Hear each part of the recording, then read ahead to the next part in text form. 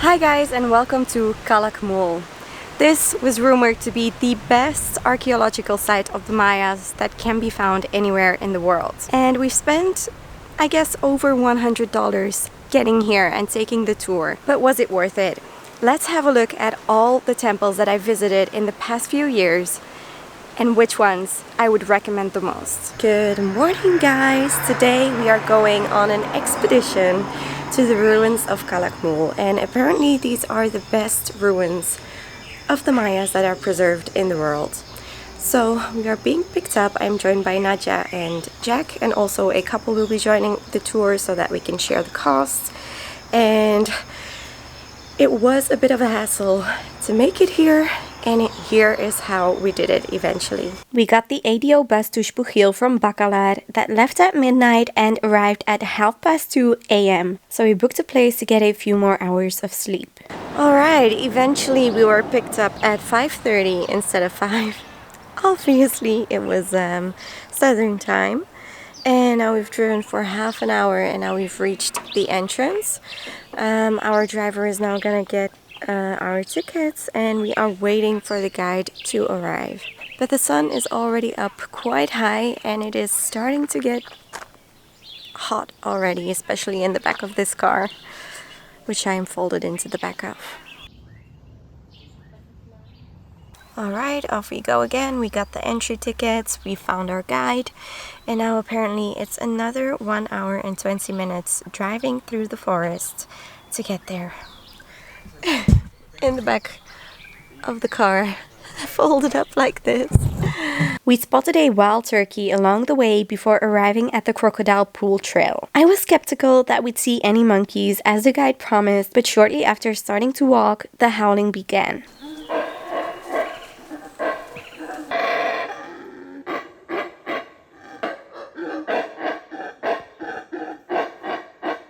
There were even some babies swinging around. We couldn't see any crocs in the dried up pool though.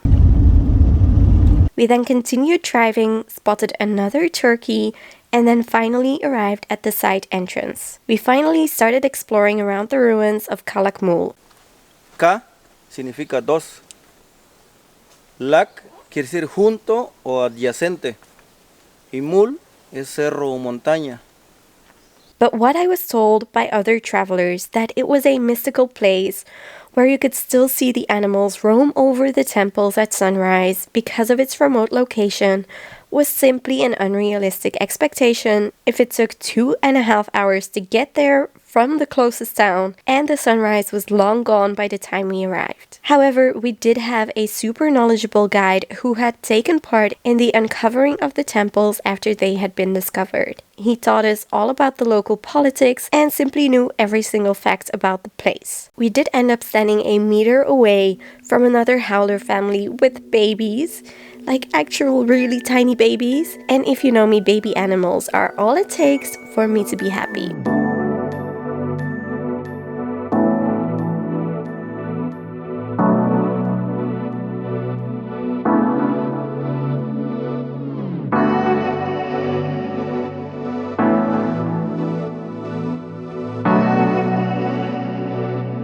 When you're lucky and it is a really clear day, apparently you can see El Mirador all the way across the Guatemalan border. We weren't lucky, unfortunately. We ended with seeing some more fauna and flora, like orchids and chewing gum trees.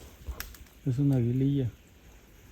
We had a picnic lunch that we all devoured before heading back to Xpujil. From here, we bought a bus ticket for 124 pesos to Chetumal. After arriving, we walked from the Chetumal bus station to the McDonald's, where there is a shared taxi to Bacalar for only 50 pesos per person. Flew off. It went into, I think it damaged the front tire. But we weren't home yet, because we got a flat tire. Luckily, there was a spare tire in the booth and we made it back to Bacalar. So I may not have had the sunrise experience that I had hoped for at Calakmul, but I did have it somewhere else. Let's get into my top pre-Hispanic archaeological sites that are and aren't worth the hype. Let's go from north to south, starting in Mexico City. Let's start with the legendary birth of Mexico. The Mexica that are now known as the Aztecs built their city called Tenochtitlan, where you can now find Mexico City. Because legend had it that they had to build their city where they saw an eagle eat a snake on a cactus. And that is exactly what happened on a tiny island in the middle of Texcoco Lake. And it is also the scene that is now depicted on the national flag of Mexico. So that is where Tenochtitlan was built, and it turned into a floating city much like Venice these days. People navigated by boats or canoes through canals to get around the city. In modern day Mexico City, you can still see the ruins of the temples of the city, and you can see the sinking surrounding buildings because this huge metropolitan Mexico City is still built on this swampy ground that it once used to be. So you can actually see how the buildings are kind of sinking. I would highly recommend taking a free walking tour when you are in Mexico City because it shows you all of these places and shares you the history of the city and the country. I will link the one that I did in the description below. And of course, everything I am talking about, I have already featured in an entire other video. So I will link all the videos that feature these archaeological sites in the description below as well. Mexico City is definitely the place to be if you want to learn about the Mesoamerican civilizations, especially when you visit what is one of my favorite museums in the whole wide world, the National Archaeological Museum in Mexico City. It is a great place to start to learn all about these different civilizations, but it is also a good place to end. And I did it really at the beginning of me being in Mexico, and I have to do it again now that I have seen all the different sites and I can kind of place it more in my head.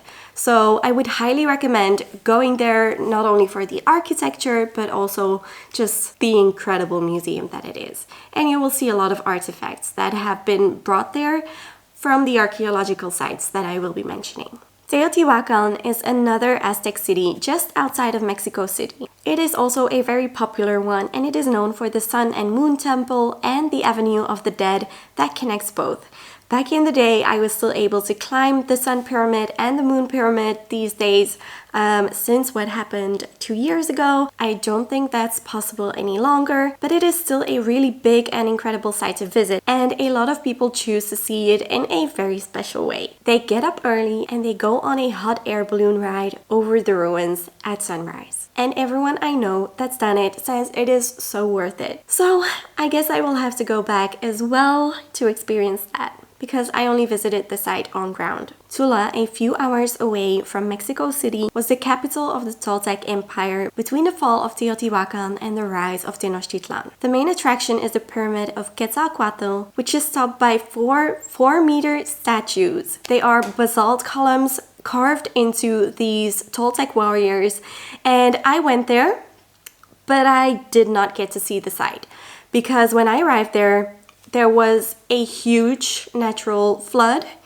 and the entire city of Tula was flooded. So obviously the archaeological site as well was closed, and that was, I think, one of my craziest travel days. You can see all about it in my Mexico City video, because I ended up in Mexico City, an earthquake ended up happening as well. It was a very eventful day. But yeah, anyway, I did not end up seeing the Toltec warriors in the end. Next up is the Great Pyramid of Cholula. This is the largest pyramid in the world, as well as the largest structure known to have been built by man on the entire planet. That doesn't mean it's higher than the Pyramid of Giza. It is simply a lot wider, which makes the volume up to 4.45 million cubic meters. There is a small museum on site, and you can visit the pyramid itself, but it is maybe even more known for the church that the Spanish have built on top of it. This beautiful yellow church has one of the best views in all of Mexico, because this area is surrounded by the Popocatépetl volcanoes and just the other surrounding volcanoes. Back in the day, the Spanish built most of their churches on top of the temples of the local people. They did this not only in Mexico, but even in Peru. I am unsure if you can visit the tunnels that are inside of the pyramid, since when I got there, It was a national holiday and it was 2021 or 22, so there were very strict rules about visiting the site and there was no way of me getting in, so I did not get to visit it, unfortunately. But I did enjoy the view of the church on top of the pyramid. Next up is Monte Alban, an ancient Zapotec capital, and this one is mostly special for its location, which is on top of a mountain looking out on the modern city of Oaxaca. So the surroundings are simply stunning. Next up are not one, but 3 sites that I visited in Chiapas, the southernmost state of Mexico, along the border of Guatemala. I went on a 2-day tour from San Cristobal de las Casas to Palenque, and along the way we visited some of the most beautiful waterfalls like the Misoja and Aguas Azul waterfalls, and also some of the most epic Mesoamerican cities. First of all, we saw Yaxchilan. Yaxchilan is located in the middle of the jungle. It can only be reached by boat along the river that separates Guatemala from Mexico. And once you get there, as soon as you get out of the boat, you get onto land, all you hear is howler monkeys. It is so remote and you do really feel like Indiana Jones, even more than at the Tomb Raider temple in Angkor Wat. And you do have to be careful because there were snakes in the grass, which practically paralyzed me, but somehow I still managed to climb the pyramid and then I fell down the pyramid. I slipped on the moss that is covering the temple steps, and yeah, it was not a good look. So definitely watch your step when you go to Yaxchilan to make sure you don't step on any snakes or slide down any temples. Other than that, it was definitely a really cool visit. And then the next one was Bonampak, which is also located in Ilancandon jungle, and this one is special because of its amazing murals that are so well preserved. I don't think I've seen Mayan murals that have been this well preserved. So that was definitely worth getting to this remote temple. We ended at Palenque, which is a medium-sized site, but it does have some of the most detailed architecture, sculpture, roof combs, and carvings that tell a lot about the site itself. So a lot of Palenque's history is actually known to scientists. They also found a crypt underneath one of the pyramids that had a body in there that had all these jade decorations. So that was also a very special find. So if you can, I would highly recommend going on this tour because it is such great value for money. All that you get to see, also a night in the Lancanon jungle, and we went on a hike to these hidden waterfalls as well. Definitely try and go there one day if you can. Moving on to what is probably the most popular state of Mexico to visit archaeological sites in, and that is Yucatan. Let's start from the most expensive to the least expensive, and actually the cheapest out of all the sites that I visited. Chichén-Itza is definitely the most popular pre-Hispanic city in all of Mexico, and it is one of the 7 world wonders, and with good reason. Its architecture is incredible, playing with sound and light like almost no other civilization has ever done, even after that. How they have recreated the sound of the quetzal with just a clap. That's the fuck. And you can see the shadow of the snake come down a pyramid on the right dates of the year. It is simply incredible how they managed to construct this. The temple complex is also very big, from the ball court to the astrological observatory. It is one of the best sites to get a guide and learn all about what a Mayan city used to look like and what the buildings' uses were. The buildings are also very well preserved. The explanations of the guide were also very in-depth, and I think it is definitely worth paying the extra money to visit Chichén-Itza compared to any other sites if you can look behind all the other hundreds of people being there, and also the souvenir stalls along your way. Uxmal, which is near Mérida, also a Mayan city, is also more on the expensive side. I believe I paid about 20 bucks about 2 years back, so that might even be more expensive now. And it was one of the least accessible archaeological sites because yeah, you could take the bus there, but then it took a few hours before there was a bus back, and we failed hitchhiking. Then we took a taxi to a city where there were more frequent buses, and then we still had to wait for like half an hour to an hour there. So it was really an expedition to get there and back. But it was worth it because this site was pretty elaborate. There were a lot of buildings and they were very decorated. They had so many beautiful carvings. I think it is one of the most beautiful sites when it comes to the buildings. Edzna is another Mayan archaeological site that is closer to Campeche. Aside from me loving Campeche itself, which is super colorful, I then got a colectivo to get to the site, which was very cheap. It is basically a minivan that leaves once it's full, and when I got out with 2 other girls, and that is how I met Selene, my Mexican friend that I will be reunited with in one of the next videos coming up. So that was super cool, and after introducing myself to her and her friend, I then went on to explore the site by myself, and we were pretty much the only people there. There were less than 10 people on the site, and it is well preserved, well maintained, and super affordable. Like I said, it is probably the cheapest archaeological site I've visited, and it was definitely worth it if you just want a peaceful and quiet experience. Then Balam and Coba are 2 more Mayan temples or Mayan cities that weren't able to seduce me into visiting them. Even when I was in the area just now, I somehow didn't feel like they offered me anything that the other sites didn't. Please let me know in the comments below if you want to share your experience at any of these archaeological sites, if you have visited Balam or Coba, and if you found it worth it in the end. And if you think I did miss out on something, then definitely let me know. And remember, I said that I missed the experience I had hoped for at Calakmul, but I had it somewhere else? Well, let's move away from Mexico and onto Guatemala, to the Mayan city of Tikal. Tikal was probably one of my most magical experiences, even though it didn't start out very magical. It started very early and I was hangry and tired, and then they kind of made me run and rush to this temple, which pissed me off.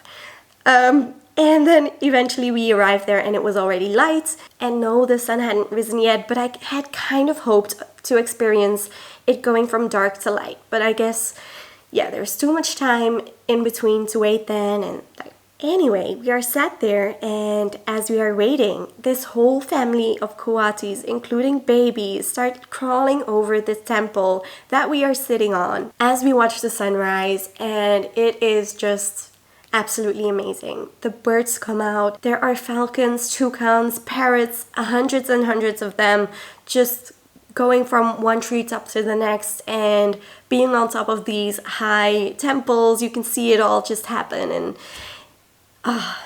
it was amazing. But we were lucky that we did it so early, because even when it was 8 or 9, it got so hot and sweaty.